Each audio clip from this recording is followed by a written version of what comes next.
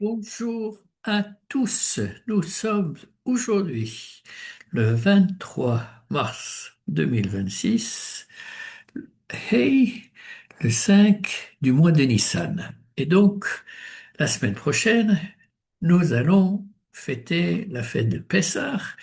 Et ma foi, j'ai pensé que c'était une bonne idée de partager avec vous un tout petit enseignement que j'ai entendu du Rav Cherki il y a quelques jours sur une vidéo disponible sur YouTube. Et auparavant, euh, comme j'utilise ce fond d'écran également dans mes réunions Zoom de travail, on me faisait remarquer que malheureusement, depuis le début de la guerre, eh bien, l'esplanade devant le côté est vide. Mais à l'intérieur, comment dirais-je, il y a toute une partie pour ceux qui ont eu l'occasion de visiter le Kotel. Sur la gauche de la partie réservée aux hommes, il y a une entrée qui va à l'intérieur euh, des murs. Et donc, il y a beaucoup de minyanim là-bas. Et donc, les gens continuent à prier au Kotel à cet endroit et nous espérons que, eh bien, ils pourront, comment dirais-je, euh, euh, revenir sur l'esplanade le plus rapidement possible. Nous avons tout un traité du Talmud, un traité de Mishnayot qui s'appelle Masechet Pesachim, le traité de Pesachim, qui traite de toutes les lois qui ont trait à Pessah. Et comme le centre du premier soir, c'est le Seder et la Haggadah, eh bien, je voulais parler d'un tout petit point dont le Rav Cherki a parlé que j'ai trouvé particulièrement intéressant. La source se trouve dans les Mishnayot, dans le chapitre 10 du traité de Pesachim, dans la Mishnah numéro 4, et qui est relativement longue, et vers la fin, il y a une phrase qui dit Matril bignut ou mesayem bishvach. C'est-à-dire que dans le texte de la Haggadah, on doit commencer par décrire quelque chose qui n'est pas à l'honneur des enfants d'Israël, tout à fait le contraire, qui est euh, pas, pas quelque chose de positif, mais on termine sur quelque chose de positif et dont on peut se glorifier. Et comme bien souvent, parmi nos sages, il y a des différents points de vue. Et en l'occurrence, dans la Gemara, il y a deux opinions de nos Amoraïm qui euh, proposent deux approches différentes pour savoir quelle est cette chose disqualifiable, pas positive par laquelle il faut commencer et donc par quoi il faut terminé par ailleurs, et il s'agit de Rav et de Shmuel. L'opinion de Rav, c'est que ce qui est négatif, c'est que à l'origine, comme il est écrit dans la Haggadah, nos ancêtres étaient idolâtres.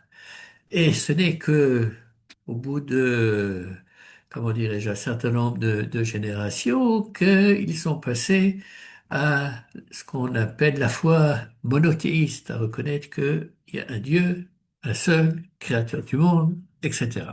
Donc ça, c'est l'opinion de Rav.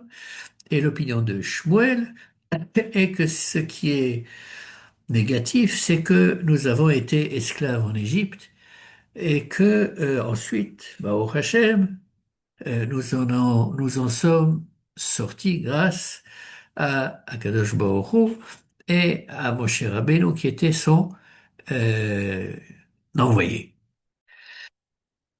Et le Rav Cherki dit que, en fait, à l'époque, visiblement, des Tanaïm, des Amoraïm, eh bien, il y avait des familles qui allaient selon l'opinion de Rav et d'autres familles qui allaient selon l'opinion de Shmuel, n'est-ce pas? Donc, il n'y avait pas, sur ce petit point de détail, en quelque sorte, il n'y avait pas de consensus et chacun pouvait faire ce qui était le plus proche de son cœur.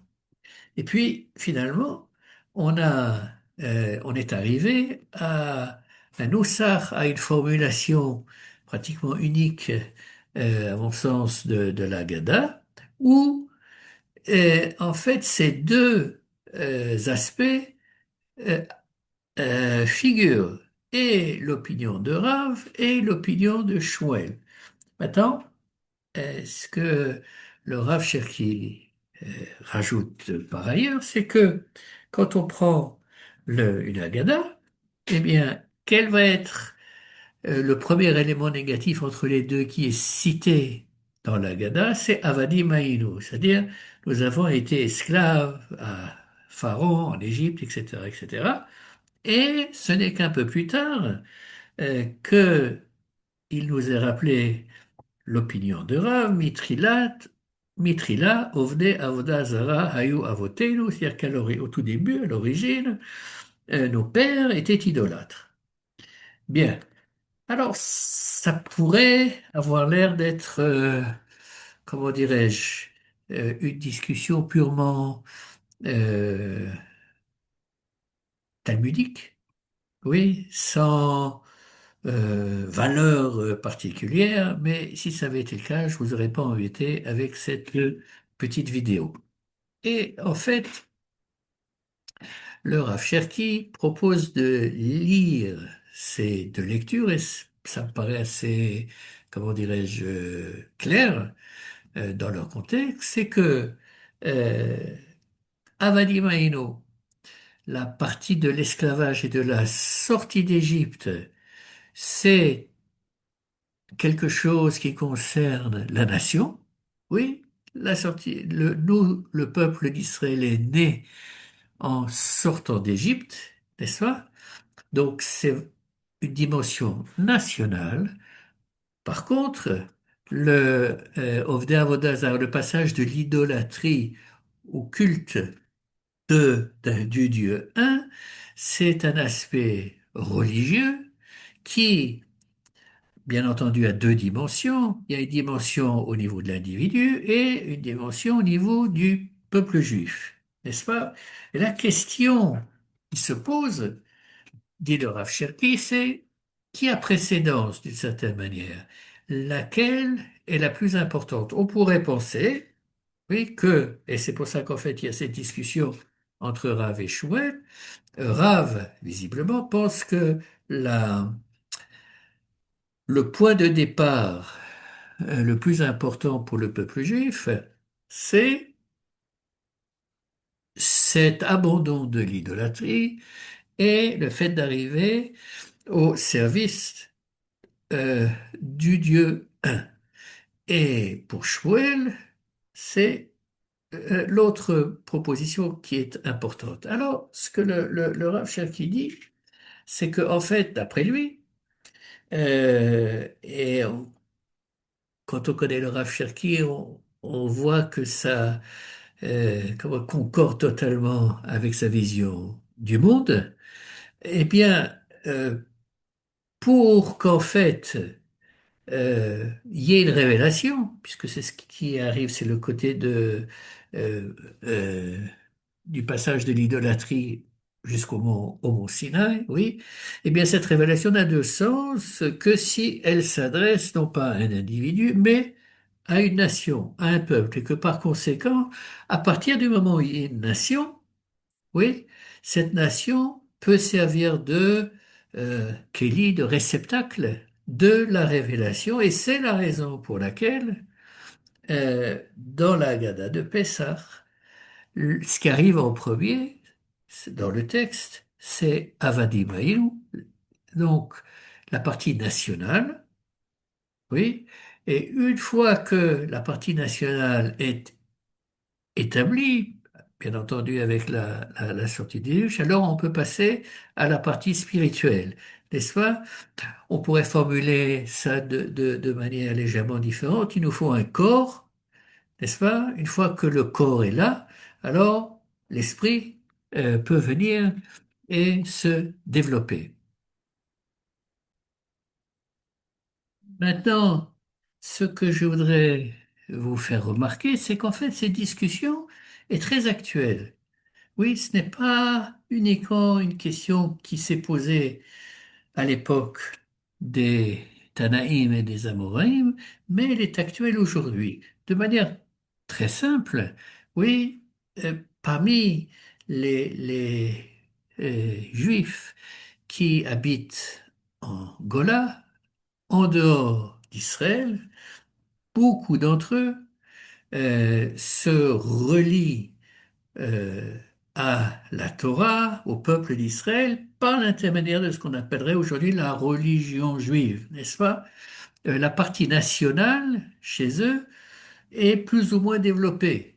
On aura pratiquement toutes les couleurs de l'arc-en-ciel, mais pour toute personne, tout juif qui pense que sa place est en Gola, est en exil, eh bien, ça signifie d'une certaine manière que la nation et tout ce qui est lié à Israël en tant que âme Israël est d'importance moindre, n'est pas fondamental. Et il y a toujours beaucoup d'arguments pour appuyer cette direction.